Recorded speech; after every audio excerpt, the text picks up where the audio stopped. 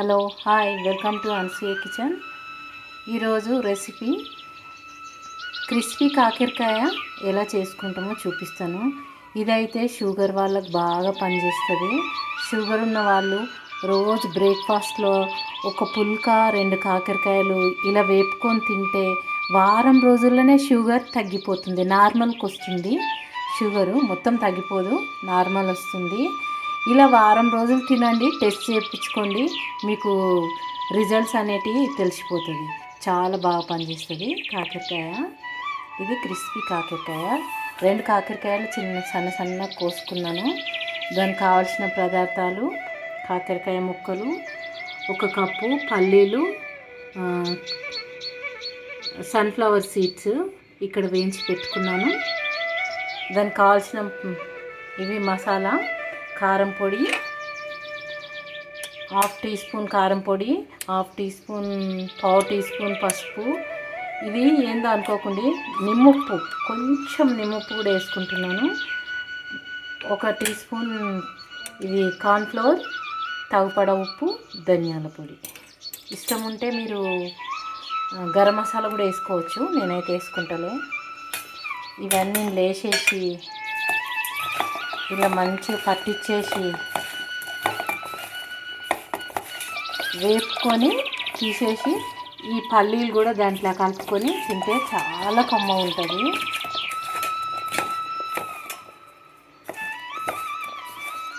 ఇలా పట్టించేయాలి. పట్టుకుంటలేదు, కొంచెం నీళ్ళు అయితే జీలకరిస్తాను. ఇలా కొంచెం పట్టుకొనికే మరి పొడి అయింది, అందుకని కొద్దిగా కార్న్ఫ్లవర్ వేసినాం కదా, దాని నుంచి చాలా క్రిస్పీ వస్తుంది, చాలా కమ్మగా కూడా ఉంటాయి. ఒట్టిగా తినేయచ్చు, ఒక పుల్క పెట్టుకొని. పుల్క లేకున్నా సరే, ఇవే తిన్నా సరే మార్నింగ్ పూట చాలా బాగా పనిచేస్తుంది కాకరకాయ. ఇప్పుడు ఇక్కడ నూనె పెట్టుకున్న తవపడ చూడండి, చాలా క్రిస్పీ వచ్చేస్తుంది.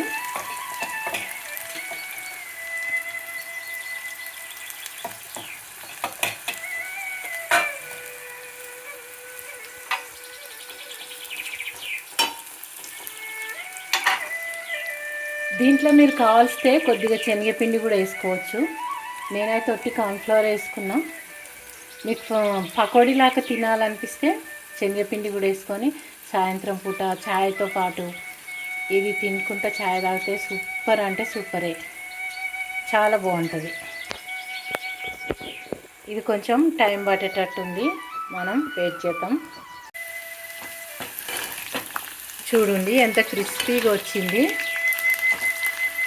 ఇది షుగర్ ఉన్నా లేకున్నా అందరూ తినొచ్చు.